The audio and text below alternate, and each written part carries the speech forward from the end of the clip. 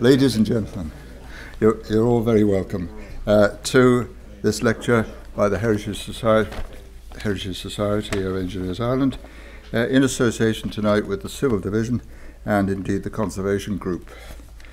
And of course, I'd also like to welcome any visitors who are present. You're most welcome. Just draw your attention to the exits from the hall in case there was an emergency. Basically the way you came in and you go out again. No, there is another door in the right hand corner. Hopefully it's not locked, and that would be the other exit. Now, our speaker this evening is Rob Goodbody, who would be known to a number of you, if not all. But he's a historic building consultant, although he did have an earlier period with Dublin Corporation, I think, maybe on the computer side or one thing or another. But this was a totally different shot in the dark, and a very welcome one, because he's been a great supporter of industrial heritage and heritage generally over the years. So he has researched the history of Dunlaoghaire Harbour for many years and has written several books, including one called The Metals, which is as he will tell us, is the way in which the stone was brought down from Dalkey quarries to build the harbour. In fact, thinking of the storms we had recently, it's very appropriate that we're talking about what is in fact quite often called an asylum harbour, because there was nothing there along the coast before it was built, and it's obviously to protect shipping from easterly and indeed other gales, as I'm sure Rob will tell us. One other book which I have down here to mention is a recent publication called Dublin Bay, Nature and History, which sounds to be very comprehensive. And that's written by Richard Nairn and David Jeffrey, who are both sort of nature conservatory consultant type of people, and Rob Goodbody himself. So I'd recommend that book to anybody, Dublin Bay, Nature and History. Now Rob's going to speak about the construction of Dunlaoghaire Harbour, which celebrates its bicentenary this year, the foundation stone being laid in 1817. And the presentation introduces really the background to the building of the harbour, and then goes on to examine how the harbour was actually constructed and how the works were progressed to completion of the piers more than a quarter of a century after the initial foundation stone was laid. So without further ado, I will introduce our speaker, Rob, and invite him to give his presentation. Rob.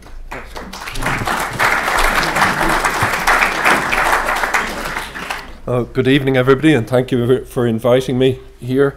I want to, for any of you who know me, you might be quite shocked at what I'm going to do, because the figures I'm going to give you generally this evening are going to be in imperial measure, which is something that is not and something I'm not comfortable with. But however, we're talking history and things were in imperial measure. So if any of you want translation, ask me later and I'll try and bring them into real measure. Also, I will consistently be talking about Dunlaoghaire Harbour. The advantage of the original name Dunlaoghaire, D-U-N-L-E-A-R-Y, is that it effectively spelt the same way as the current name. But you can just assume that we know that in between, from 1821 to 1920, it was known as Kingstown. But I'm just going to refer to it as Dunlaoghaire. So I also want to do, before getting into the major harbour project, I want to just give you a bit of background to what was there before and how come the decision was made to build the present harbour. So the village of Dunlaoghaire began life in the medieval period, if not before, due to the presence of a small sandy bay sheltered by granite headlands on either side. The bay owed its existence to a small river that entered the sea at this point, and the sandy shore of the bay was perfect for drawing up small fishing boats. John Roke's map of Dublin Bay, published in 1757, shows the bay, the village and the stream, and also shows the pier sheltering the harbour. So this is a detail from Roke's map of 1757. We can see the old village of Dunlaoghaire here. Here's the stream coming out into that bay. What's shown on this is a pier, and it's not clear whether it's the original medieval pier that's known to have existed, or is far more likely that Roke was anticipating the construction of a pier that began 2 years later in 1759. It looks very much like it's been added later to the plate. And the funding for it had been voted by the Parliament in Dublin by the time Roke produced his map. There's an undated survey of Dunlaoghaire Harbour amongst the collection of the Dublin Port Company from around that same period, sometime in the middle 18th century. And it shows the new pier in red here, and the medieval pier is shown just as a pile of stone there, just the remnants of it. Marked with a letter L. And it's not clear what this thing in black is, but it was presumably some kind of landmark visible from the sea. There was a survey carried out in 1813 of the pier and the adjoining Martello Tower and gun battery. And this was immediately prior to the commencement of construction of the big harbour at Dunlaoghaire. The Martello Tower and the battery had been built between 1804 and 1805, just 8 or 9 years before this survey was done. It's a very accurate survey, and if we look at the pier here, the 1760s pier, we can see a rounded end on it. We might also see here, and 2 places along there, we can see flights of steps marked and a wall on the seaward side of it. So the construction of that new pier, this is that pier that's shown in the map. It was supervised by Charles Valency, the well-known military engineer, later to become General Valency.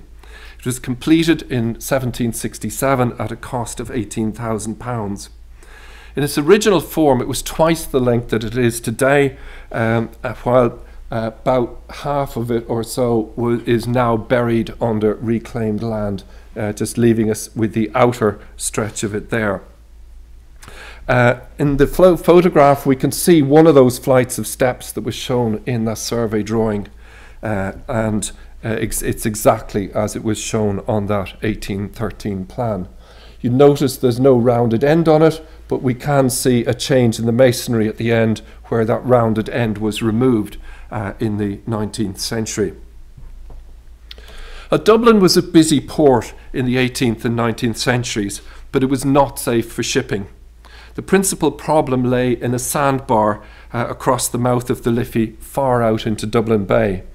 As shown graphically here on Roke's map, though probably not accurately, but it does show where the bar was, even if it wasn't a perfect arc of a circle as if drawn by a compass, with a compass. This bar was so substantial that at low spring tides there was less than 2 meters of water over the bar, and as a result all but the smallest ships could not enter or leave the port except at the higher tides. This was inconvenient, of course, but in the event of a storm, there was no place of safety where a ship could run, and they had to rely on their anchors to ride out the storm. As a result of this, many hundreds of ships were wrecked in the bay over the centuries. Various schemes were put forward to address the problem, including ship canals along the northern and the southern sides of the bay to bypass the bar. Another proposal was to construct a wall to connect Dalkey Island with the mainland to create a sheltered anchorage. A less expensive option was simply to provide a pier or breakwater behind which ships could anchor to await the abatement of a storm, and the location most often proposed for this was somewhere in the Dunlaoghaire area. Despite the continuing problem of shipwrecks, nothing was done. Then, in November 1807, there was a double tragedy when 2 ships were lost in the bay in a single storm, with a loss of almost 400 lives. This is one of them, the Rochdale, wrecked at the base of the Martello Tower at Sea Point in November 1807. As a result of this double tragedy, a Dublin shipbroker, Richard Tauscher, began a campaign to address the issue, urging the government to go for the option he believed in, which was a pier to the eastward of the harbour at Dunlaoghaire. As part of his campaign, Richard Tauscher published a pamphlet making the case for a pier at Dunlaoghaire, and incidentally explaining why a harbour at Howth, then under construction, would not serve this purpose. His argument against Howth was primarily based on the reality that a ship caught in Dublin Bay in a severe easterly or northeasterly storm would not be able to sail out of the bay and around Howth Head to reach Howth Harbour. Hence, his pamphlet included a diagram to show his proposed pier, and this is his diagram from his pamphlet, in which he shows the existing pier at Dunlaoghaire here and his proposal out here. His pier would extend 1,000 feet northwards from the shore before turning towards the northwest and running for a further 500 feet. In 1815, Richard Tauscher's campaign reached its fruition with the passing of an Act of Parliament to set up commissioners with responsibility for selecting a site for this new pier and getting a design. Once they were set up, the commissioners engaged the eminent Scottish engineer John Rennie to carry out the site selection and to design the pier. Significantly, Rennie was well familiar with Dublin Bay. He had been engaged by the Commissioners of Inland Navigation in 1801 to make recommendations in relation to the improvement of Dublin Bay, one of his recommendations being a pier in the Sandy Cove area. In 1803, he was taken on as engineer for the construction of the Royal Canal following the death of Richard Evans, its original engineer. Of particular relevance to the Dunlaoghaire Harbour, in 1809, Rennie was taken on as engineer for the construction of Howth Harbour, following a dispute between the Howth Harbour Commissioners and their original engineer, George Taylor. On taking on this task, Rennie had redesigned the harbour, and as a result, there were significant similarities with Dunlaoghaire, while even the differences are worthy of note. In 1813, Rennie was involved with the construction of the Custom House docks in Dublin Port, not 1815 as it says on the screen. The site that Rennie chose for this new pier was to the east of the old Dunlaoghaire Harbour, and this is one of the drawings showing his original proposal. The pier he designed was larger and further to the east than that advocated by Richard Tauscher. It was to run straight out from the coast for a distance of 1,500 feet before turning through 45 degrees. It would then run for another 500 feet before turning again to run 500 feet, followed by a final 200 feet after a third turn or cant at the end up here.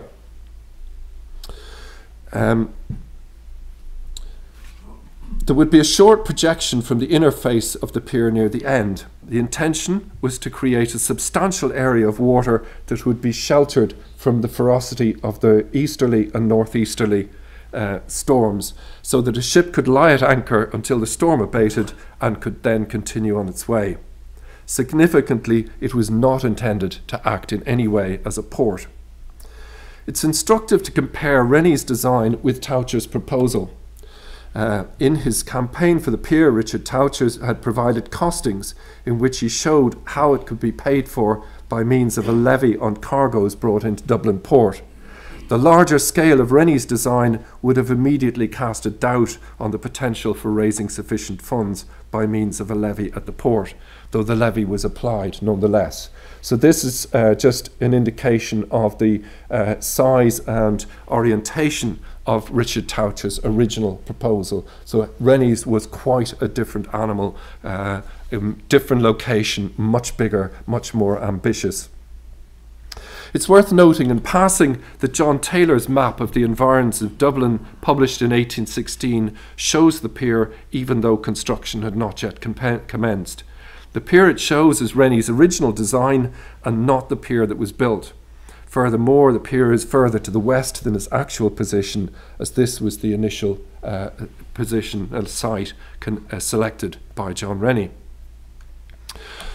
So prior to the appointment of the Dunlaoghaire Harbour Commissioners, Richard Tauscher had secured the source of stone at Dalkey. John Rennie's design showed the layout of a railway down here, which would bring the stone down from Dalkey with spurs turning onto the pier, while other branches went to the site up here for the proposed site yard, ArcSight Compound, which is where County Hall and the Harbour Master Square are now located. I don't intend to discuss the quarrying operations or the construction or operation of this tramway, known as the Metals, as these stories are stories on their own, and I want to concentrate on the harbour itself. The team that was assembled to work on the construction of the harbour included John Rennie as the consulting engineer, John Aird as the resident engineer, who's another Scot, and had worked with Rennie for the previous 20 years, most recently as the resident engineer on the construction of Howth Harbour. He was at that time in the process of completing works at Howth, after which he transferred to Dunlaoghaire and spent the rest of his life working on Dunlaoghaire Harbour. Richard Thomas was his assistant. He was a young engineer from Halifax in Yorkshire and was assistant resident engineer. The secretary to the Dunlaoghaire Harbour Commissioners was George Darling, while Richard Tauscher, the instigator of the project, came to work on the harbour as stores master, and the reason for that is another story for another day. The Dunlaoghaire Harbour Commissioners moved onto the site in 1816 to prepare for the construction. Before work could commence, the preparatory works included the construction of Marine Road to gain access to the shore, and the laying out of the tramway along the Metals in preparation for the quarrying at Dalkey. Less than 2 weeks before work commenced on the pier, however, John Rennie wrote to the Dunlaoghaire Harbour Commissioners in May 1817 to explain that he had reconsidered the location of the pier. He took into account the use of the pier as a shelter for ships trading with Dublin, ships passing up the Irish Sea and getting caught in a storm, and Royal Navy cruisers. While a westerly location would be more advantageous for ships heading to Dublin port, the overriding concern was the depth of water available. The site he chose was a trade-off between two factors. Firstly, the progressively deeper water as he headed east and along the bay, and secondly, going too far eastward would stray into this rocky area in Scotsman's Bay. So the site he chose was on top of the first reef of rocks here, known as the Codling Rocks. The Lord Lieutenant laid the first stone for the construction of the pier on the 31st of May 1817, an event that was commemorated on the 31st of May 2017 in the presence of President Higgins. The system adopted for the construction of the pier was to drop rocks into the sea using a tipping frame of timber to transfer the stone from the wagons on the tramway into the water. Rennie had instructed that the effect of winter storms on the stone should be monitored, and it was found that the action of waves during storms helped to settle the stones down into a stable pile. It might be noted that the contract with the quarrying contractor stipulated that rubble was defined as any stone weighing more than 4 tons. Just bear that in mind if you want to build a rubble wall in your back garden. Rennie and Aird had used diving bells at Howth, and they wanted them transferred to Dunleary, though this was not possible initially as they were still in use at Howth. John Rennie had been a pioneer in the use of diving bells. They had an ancient history, including 3 separate attempts to recover substantial quantities of silver dollars from an East Indiaman that was wrecked on the Kish Bank in 1783. Alexander Smeaton was the first to use them for civil engineering construction at Hexham Bridge in Britain in 1778 and at Ramsgate Harbour in 1779. Rennie took over the work at Ramsgate and further improved Smeaton's cast iron diving bell, particularly the means of lifting it, allowing for large stones to be manoeuvred into position by divers based in the bell. Rennie and Aird continued the use of diving bells at Dunleary, subsequently having a boat built to assist the works in the diving bell. Once the pier of loose stones had progressed significantly, the follow-up work was to finish it off by preparing the front, rear and top surfaces. The initial design for the pier, shown here in a print from Rennie's drawings, proposed a cross-section similar to that at Howth, with the glacis rising up from the seabed to a high point beyond which, at a lower level, was a broad quay, sheltered by the higher apex of the glacis. The inner face of the pier would be on a batter, shown here in Rennie's section with a slight curve. The section in the image is very similar to Howth, except that at Howth there's a level area at the apex of the glacis, providing for a raised walkway without a protective wall. And this is just the glacis at Howth here coming up, and there's the raised walkway, no parapet wall, which you find at Dunleary, and then a roadway at the lower level below it. The harbour that was built was more substantial than this initial design, with 2 roadways rather than 1, and with a parapet wall erected on the top of the glacis.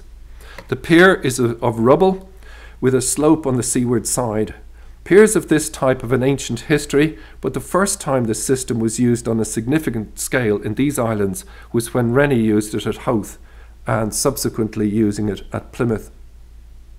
The 2 sections here show how Dunleary Harbour was built, though both have been included because of the uncertainty as to which is correct.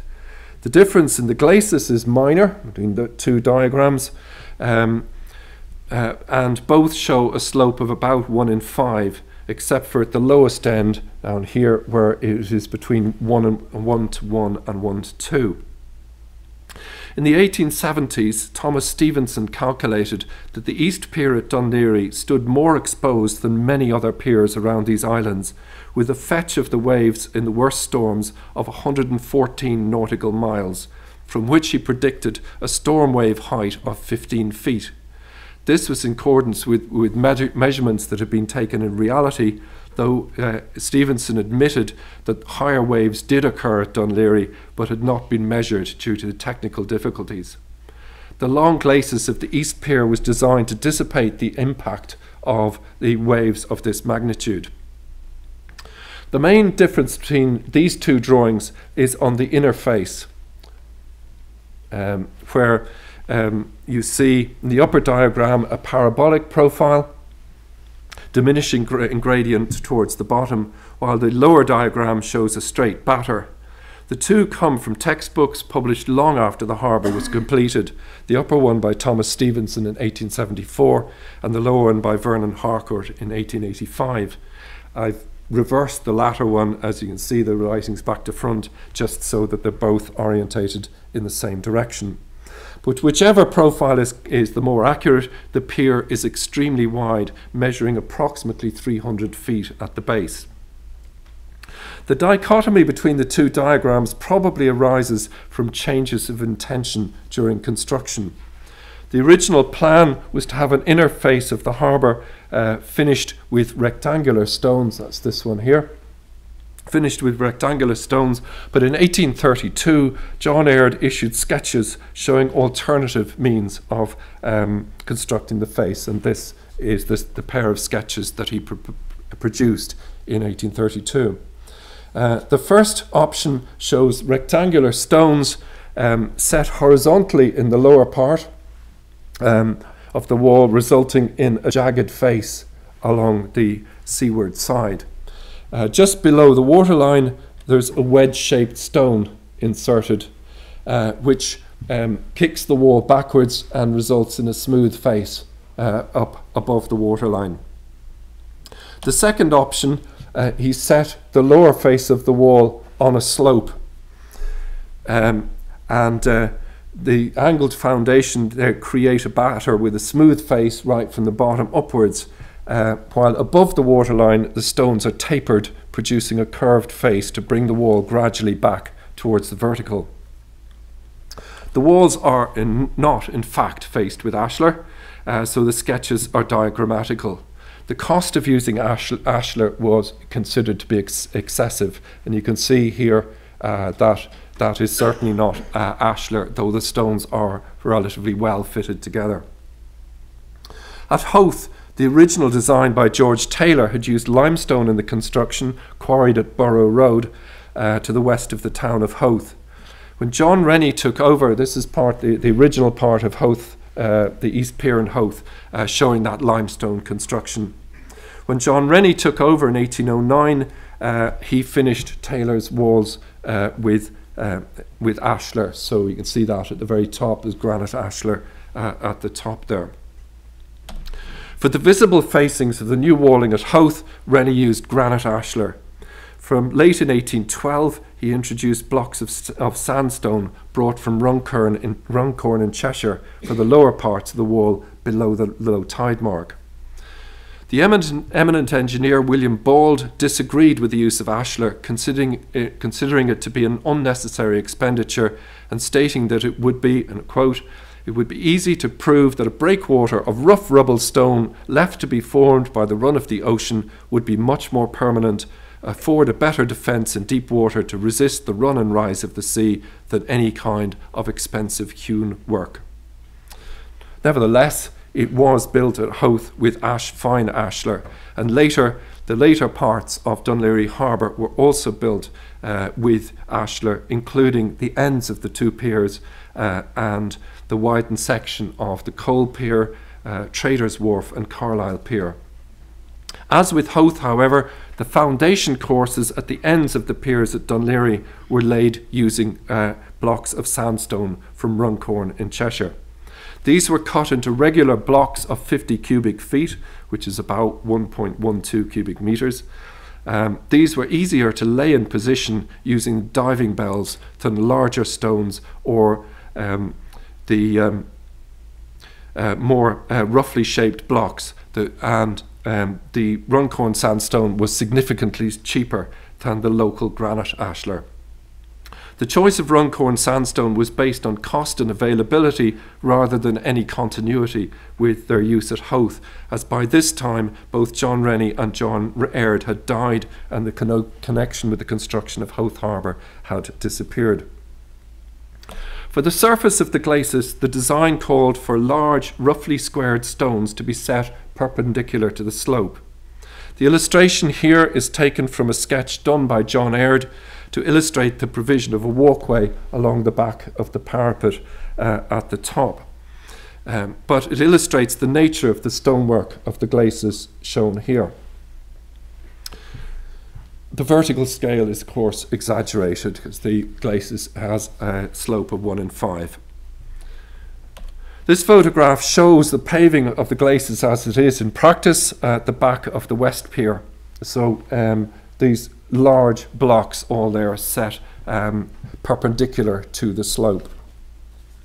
There is an unfinished area of paving on the West Pier, and this illustrates the nature of the work with stones set on end here. This is a more sheltered part of the pier where the full height of the glacis seemed to be deemed unnecessary to be paved, and they just never did it. So once the pier was under construction, John Rennie and John Aird gave serious consideration to how the harbour would perform once built, coming to the conclusion that there was a need for shelter from northwesterly storms and also a need to prevent the anchorage from silting up. The movement of water around Dublin Bay is predominantly clockwise, and this brings shifting sand with it. After the Great South Wall was built in Dublin, shown here in yellow, in the 18th century, the sand began to be deposited on the northern side of the river as a result of eddies arising from the presence of the wall. Rennie and others, and that shows the eddies, Rennie and others, such as William Chapman, had suggested that a second wall be built out from Clontarf, though this was not built until the 1820s. This eddy ultimately caused the build-up of Bull Island. There was every chance that the same phenomenon would occur once the new pier at Dunlaoghaire began to reach into the currents of the bay, and the answer would be to build a second pier, which would serve as a barrier against northwesterly storms. And that is the origin of the decision to build the second pier, the West Pier at Dunlaoghaire. In October 1818, John Aird presented a report to the Dunlaoghaire Harbour Commissioners in which he put forward two options for the second pier. The first simply mirrored the original pier, serving only the original concept to provide a sheltered anchorage for ships during storms. This would commence close to the point where Richard Tauscher had proposed his original pier and would enclose in all about 100 acres of water. The second option was to locate the pier further to the west so as to include the old harbour of Dunlaoghaire down here within the sheltered area and enclosing about 150 acres. This had the added advantage including the sandy bay at Dunlaoghaire within the harbour, so that any ships in distress that had lost their anchors could run the ships onto the beach, and all the rest of the coast within the harbour being rocky. It was this second option that was selected, even though at first glance it looks least like the finished pier, and the reason being that the ultimate lengths of the two piers were increased. The plans of the two piers as proposed by Rennie in 1820 for submission to Parliament was a part of the process of obtaining an Act of Parliament to allow for the erection of the second pier, and this is the plan which he produced at that time. In this option, the original pier, now to be called the East Pier, was to be lengthened so that the longer western pier matches the final shape more clearly. I was about to say, is there an engineer in the audience? Sorry.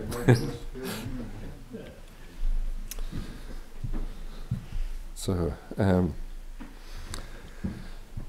this is the plan proposed by. Can you hear me still? Yeah. Okay. Just wondering if the old system had cut out.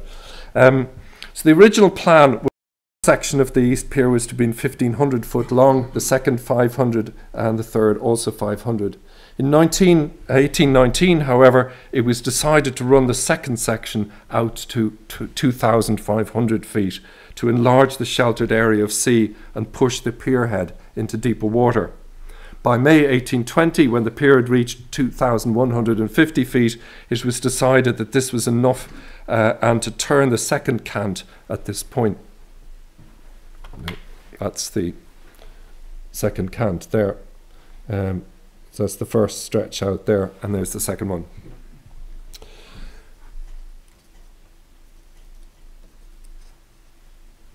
To go further out into the bay was decided would gain little additional depth, while the revised design would enclose more than 230 acres, which would be ample and less expensive. In fact, the final figure is nearer to 250 acres.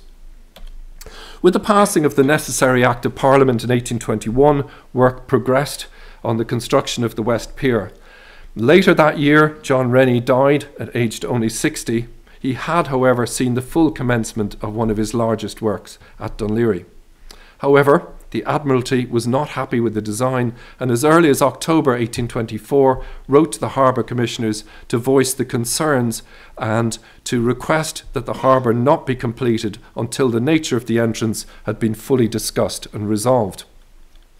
In 1826, John Rennie Jr., later Sir John Rennie, who had been appointed in place of his father, visited the works and wrote a detailed report in which he considered the various objections that had been put forward. The conclusion he came to, however, was that his father's design was robust.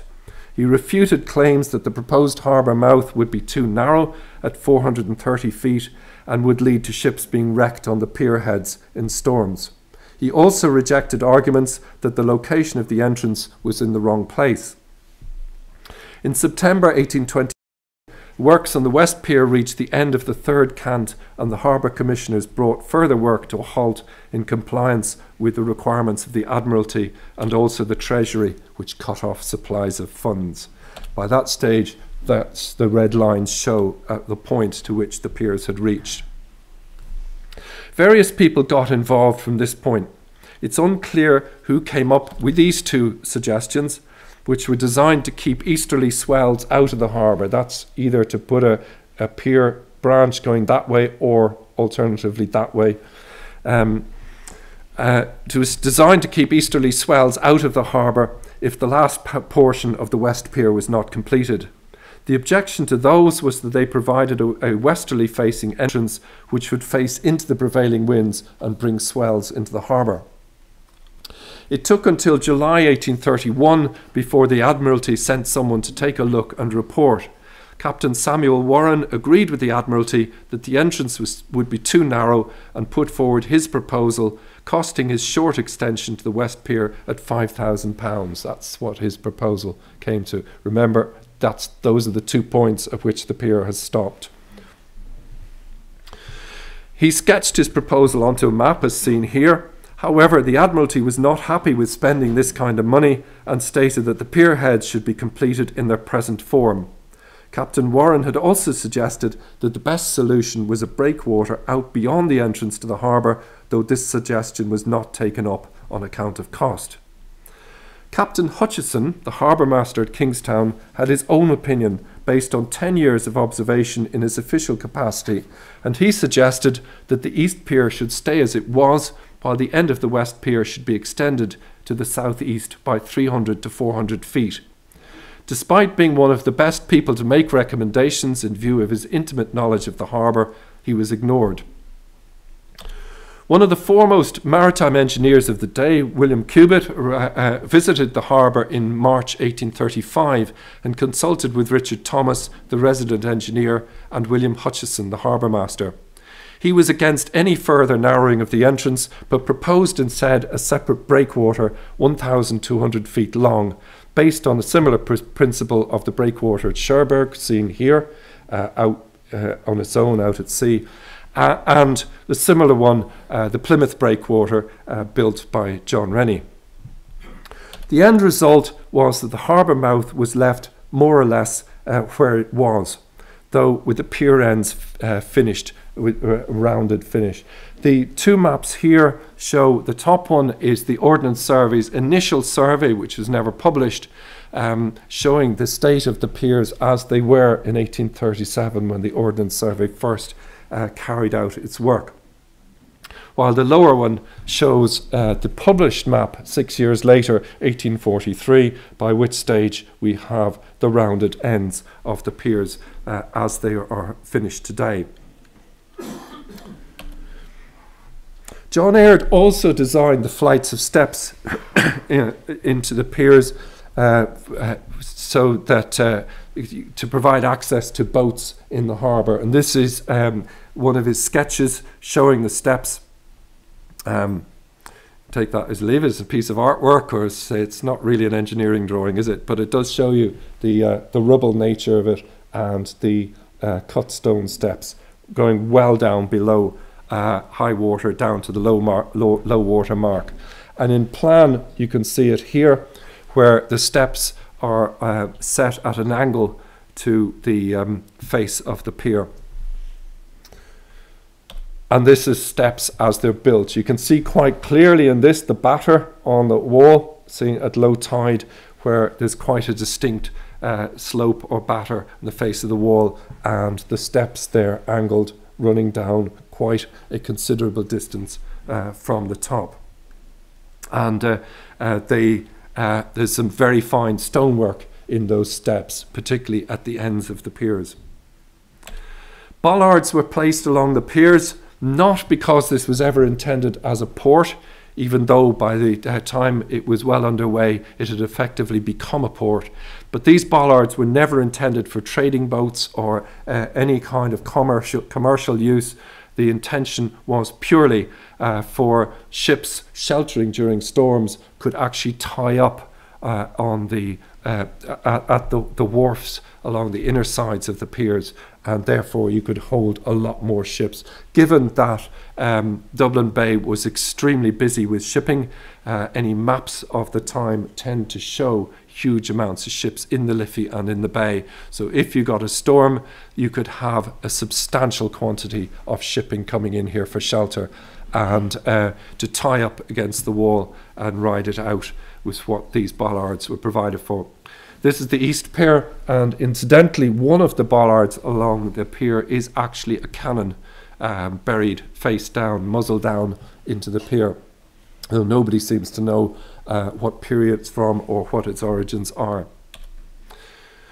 So the piers were finally completed in the 1840s, enclosing 100 hectares or about 250 acres of water, and exhibiting some of the finest cut granite stonework in the harbour, and giving Dunlaoghaire a high-class amenity. In fact, a world-class amenity. This is the cut granite lighthouse at the end of the West Pier, and shows this fantastic concentric circles of stonework there, with slightly rough faces on them, but the two ends of the piers have absolutely superlative cut granite work, some of it very substantial.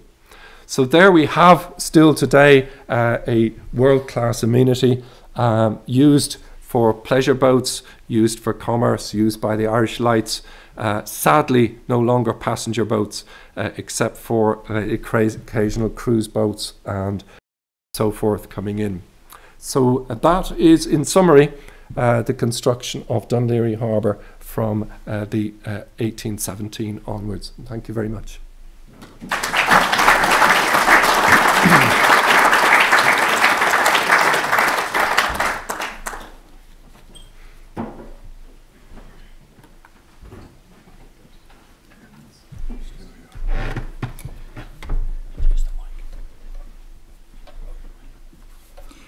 Well, thanks very much, Rob, for that. That last slide, I was just going to ask what the small building was. Is that for the lightkeeper or? It's the lighthouse keeper's house. I actually have a copy of the original plans of that. It's also beautiful cut granite. Because he wouldn't have fitted in the lighthouse. No. No. Interestingly enough, just an observation. One of the early maps you showed, I think it was 1813. Is entitled The Port of Dublin. I mean, to what extent did it take shipping from Dublin, or was it that simply was called the Port of Dublin because the present Port of Dublin, I mean, hadn't been built. I mean, it wasn't safe to go in, yeah. So therefore it was acting, of course, as an asylum harbour, but it was entitled the Port of Dublin. The Port of Dublin had responsibility for the old harbour at Dunlaoghaire before the new one was built, and that's probably the reason for that. To some extent, ships, some ships, particularly passenger ships, would have landed their passengers at the old harbour of Dunlaoghaire if conditions for getting into Dublin port were poor. So better to get the passengers off before a storm rages and you get stuck. So there's many accounts over the years of eminent people, Lord Lieutenants, Jonathan Swift and so forth, landing at Dunlaoghaire rather than Dublin for that reason. But there was never any scheduled sailings from there. It was only to avoid storms that they came in. It was really equivalent to the old Pigeon House harbour where you had... Yes, though the Pigeon House had regular ships going from it. Now, are there any questions from the floor now? Yes, sir. Was just wondering, the West Pier in its current... Possibly use the microphone if you can, yeah. If it's on. Hello? Yeah. The West Pier in its current form, I'm just wondering if you know much about the surfacing and the fact that the West Pier, the surface of it on the promenade deck was never completed, I presumed due to lack of funds. But I was just wondering, was it in fact the when the original East Pier was completed and the public started to use it as a public amenity, was that also a rough surface, and was that kind of later, well, not concrete, but whatever the surface is on it, and was it just that they didn't have money to do that for the longer West Pier, or was it just that the West Pier was less fashionable and therefore was just, they didn't spend money on it? Yeah, the West Pier is really in its original state. It's the one that hasn't been changed. The East Pier, as you said, is the one which is more used for amenity purposes, closer to the town centre. There's about 1 million people a year use the East Pier for walking on. And so the present surfacing is comparatively recent. It's only done in the last 10 or 15 years. Prior to that, the East Pier was much the same as the West. So the West Pier is more like the original finish, the way it was done. But it's never had the same footfall, so it's never needed the same kind of surface.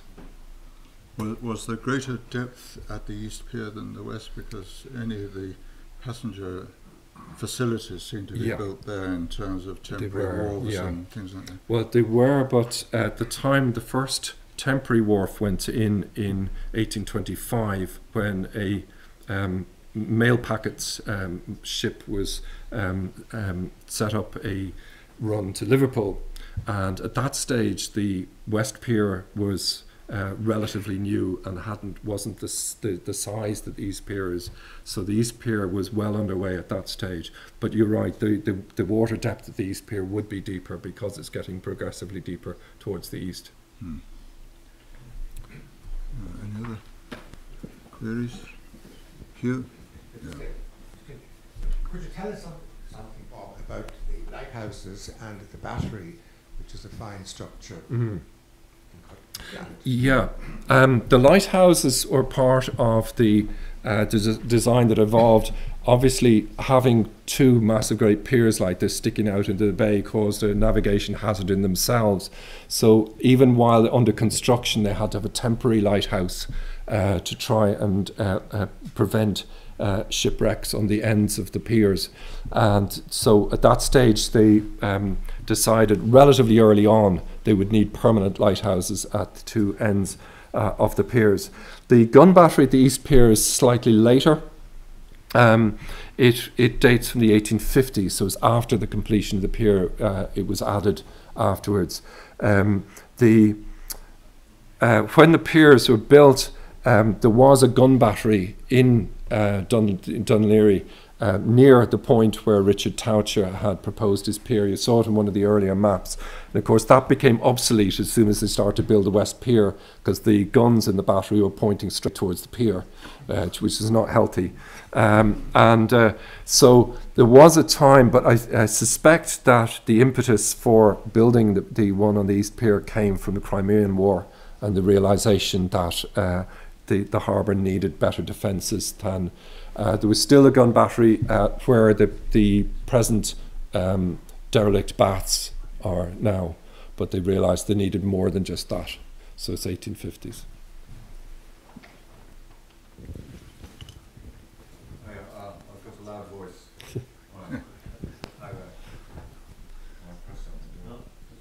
Hello. Yeah, that's louder again. I don't. Very interesting talk. Congratulations.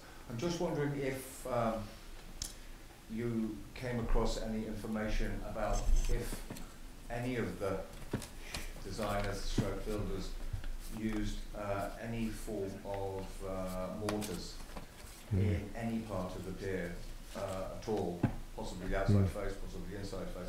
But just wondering if you've yes. had anything to do with that. The answer is yes, they did, and I haven't worked out the extent. The core of the piers, the great bulk of the construction was just loose rubble put in there and settled down. But they did use mortar in substantial quantities, and they had a lime kiln on each of the piers towards the landward end for production of lime for the mortars. But exactly where they were using it, whether there was ever any in the inner faces of the piers here, I'm not sure. I do recall back in the 1960s or so, the Border Works having operatives out there on scaffolding, repointing the stones. I was never quite clear that they were pointed in the first place or mortared, but certainly the parapets would have been, and much of this work at the end of the pier. But quite where the rest of the mortar was going to, I'm not certain. Tim? How long after they started working on the piers was it before they started doing the facing work on the stone? Because it took it from what you were saying, there was still quite a lot of design work going on with some of that. Yeah, there was. It seems that it was into the later 1820s before they started work on paving the Glazes. And even then they were sort of thinking it as they went along to make sure that everything was working right, or whether they needed to modify it.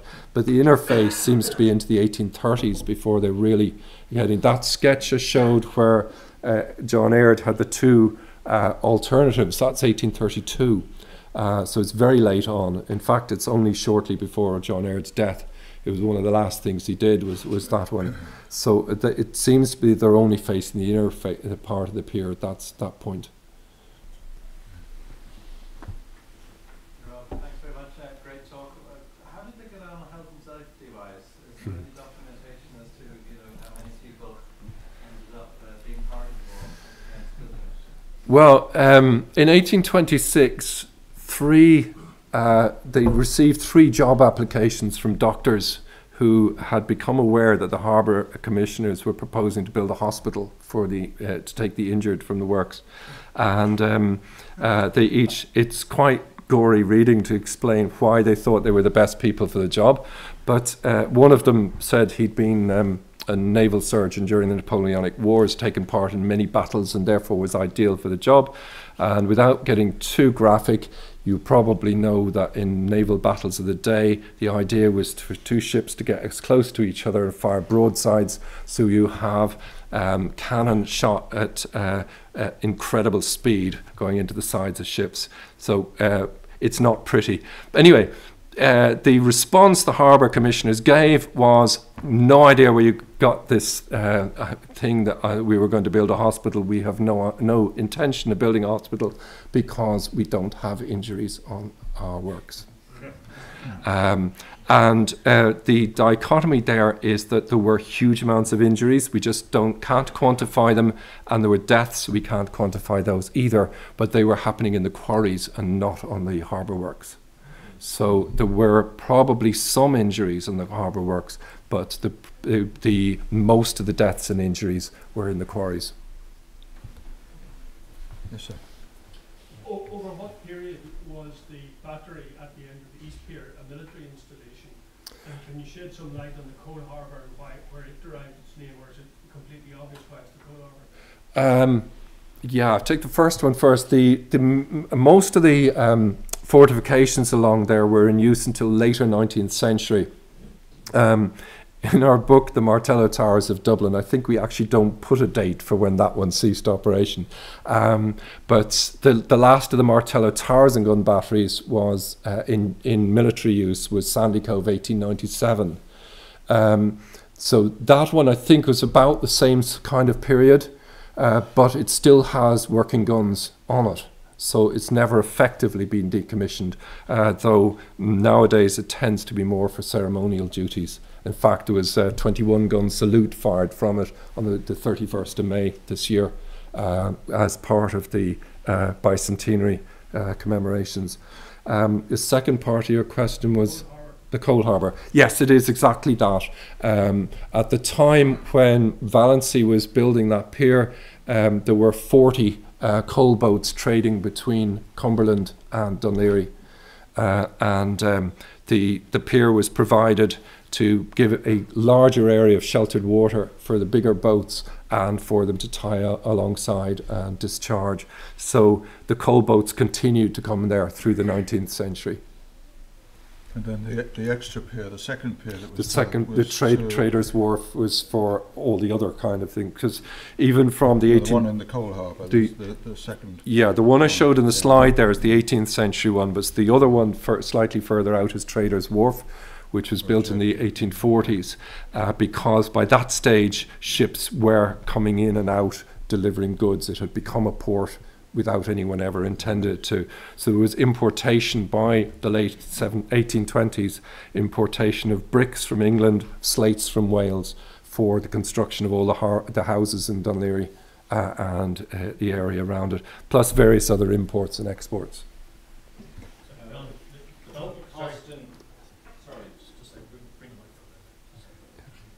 Sorry, in Yeah. the meantime, you mentioned earlier that the Admiralty intervened. Do you know, did the Royal Navy ever make use of the harbour for its ships? And if so, what size, what's the maximum size? Yeah, I can't remember the maximum size. The Navy did. The Navy had a permanent ship moored in the harbour through the 19th century. Was the ship itself changed from time to time through the year, but there was a Royal Naval vessel there. But part of the original concept was that naval vessels could take shelter in the harbour from storms, and so there was a naval presence, and particularly whenever you got royal visits, you got naval vessels. There are frequent letters from naval captains who were patrolling the Irish Sea in relation to the design of the harbour, so it's quite obvious they felt they needed to use it. And so there was a presence. It was never massive. It was never a naval base the way that Cork was, or Bantry Bay. Yes, sir. Sorry, Tim's next, I think. Today's money and the total volume of stone that went in there, please. I can never remember the answer to both those questions, and I should do. I can fling it back at you and say that the East Pier is 1,350 metres long. It's 15 metres above the water. It's 80 metres wide at the base and narrow at the top. So if I leave that one with you for a few moments, the West Pier is 1,550 metres long, so it's another extra 200 metres. So the answer is rather a lot, I think, is the best one. The cost, I can never remember what the cost was in the final one, but it was very substantial. But really, it came in under the original estimate for the size of it. Right.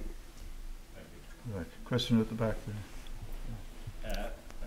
I'm sure this is a stupid question, but I have a memory as a 7-year-old being told, going down the East Pier, observing a German submarine hooked up to the pier, and British warships 12 miles out we could see. Allegedly, I was told as a 7-year-old that they were waiting for the German submarine to come out. Is there any truth in my memory?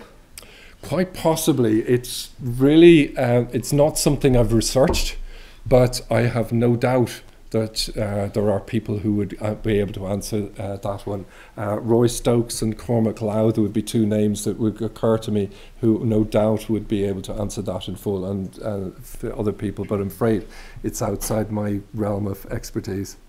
Thank you.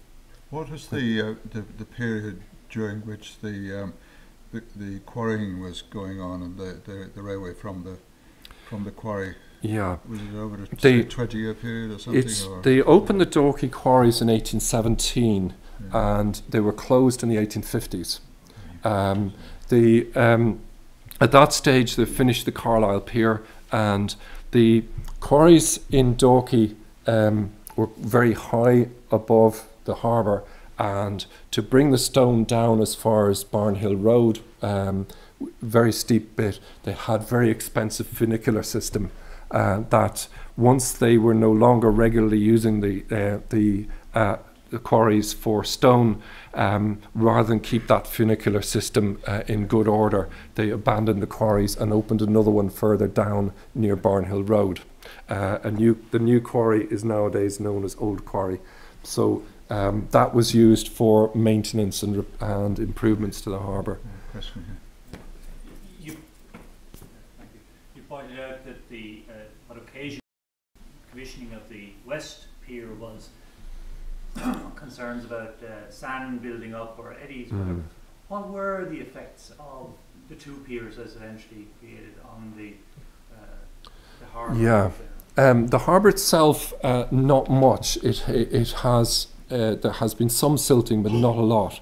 I understand that the sea to the west of the West Pier has become shallower over time as a result of that eddying, and that would seem to justify the position that the West Pier was needed in order to prevent the harbour from silting up.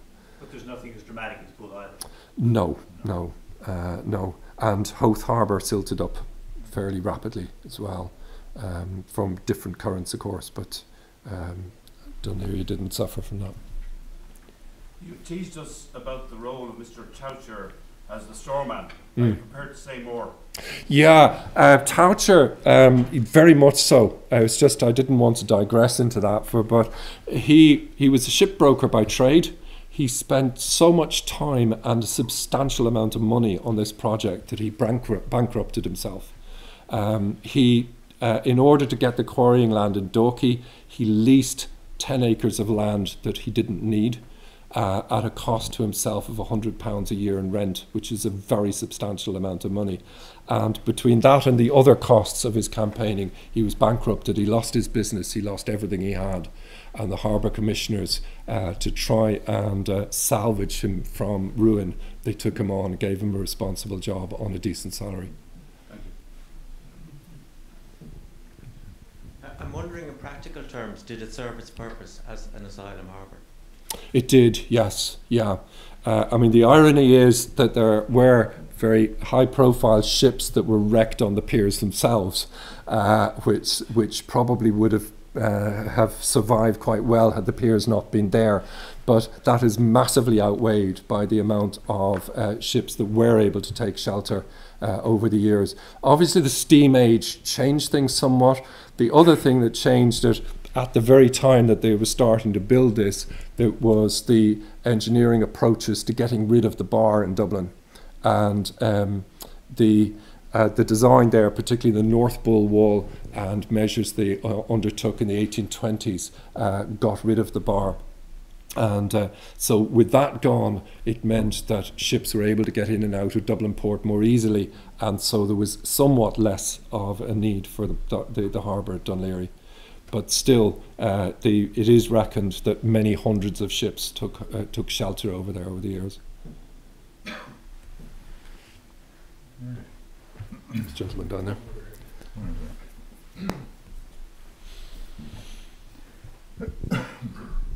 Sorry, Rob, just a point of interest, shall I say. You mentioned the connection of Rennie with the Royal Canal and Dunleary Harbour.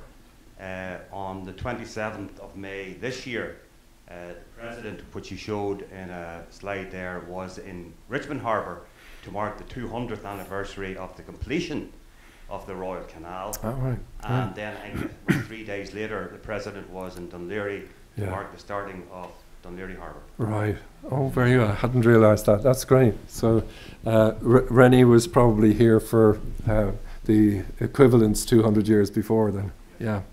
Thank you. Yes, sir. Can I just ask, do your records indicate what material the harbour walls are founded on? Yeah, it seems to be sands and gravels. It's not on rock. There was that one shoal of rock, the codlings, in towards the shore, but the rest of it seems to be the same shifting sands that you find that built up Bull Island.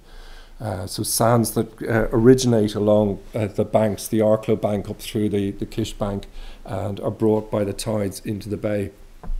And but they seem to be fairly firm enough to take this once the sea has jostled the stones down into position. But there's nothing that would indicate that it's founded on boulder type? Not that I've ever heard, no. No, it seems to be sand, yeah. I'll leave it at that. Yeah. You think of the bearing strength of the sand and the volume of it. Yes. A recent discussion as to what it was founded on. Okay, all right. Well, I'll talk to you later about that. Without charge, of course. Anybody else? Yes, sir. Can you put Dunleary Harbour into a context of the time Mm-hmm. in terms of the resources that were expended on it? I mean, I think I read somewhere that the Royal Canal was the biggest capital project in Europe at the time. Where did Dunleary fit into the things that the British were doing in terms of... Well, I think in comparison with something like the Royal Canal or the Grand Canal, the costs were somewhat lower. It's a much smaller project when it comes down to it. But of course it's not for commercial purposes, which the others intended to get the money back from them. I've never done the comparison now even with other harbours around. In terms of size, it was one of the largest in the world at the time, and continued for some time on that. So that implies that we would have been one of the more expensive ones to build in comparison with other harbours of the day. Holyhead is fairly huge now, but it's quite a bit later, the present Holyhead Harbour. But in terms of costs and things, it's not a comparison I've ever done. Right. You remarked about you were asked about the Royal Navy connection. But something in the back of my mind says that there was actually, that the Royal Navy maintained a prison hulk in Dunleary Harbour. Am I correct? Yes, and it wasn't the Royal Navy. The ship, there was a prison hulk there, and it was originally an American vessel called the Essex. It was captured during the 1812 war with America, and it was used as a prison hulk. Essentially, prison hulks were just where you have people who've been convicted of a crime and are due to be transported to Van Diemen's Land or wherever else. You need to hold them somewhere until the next transportation ship leaves. And disused ships were seen as being a convenient way of doing this. So when you took a disused American warship, it was towed into, it was dismasted, towed into the harbour, and it sat there until the 1830s, where prisoners were held there until there was a next sailing from Queenstown or Cove. And in the meantime, they excuse me. And in the meantime, they could come ashore to pray in St. Michael's in the Mariners' Church. Yeah. There is, you frequently hear that the prisoners were used as labour in the construction of the harbour, but they definitely weren't. There was a suggestion that they would be, and the harbour commissioners said, no way, we need people who are skilled workers who know what they're doing, and so they weren't. Well, it's nice to see that we're up to date with the slide anyway, with the solar panels on top anyway. So it's all automated now. Yep. Well, thanks, Rob. Could I ask you to show your appreciation the usual way for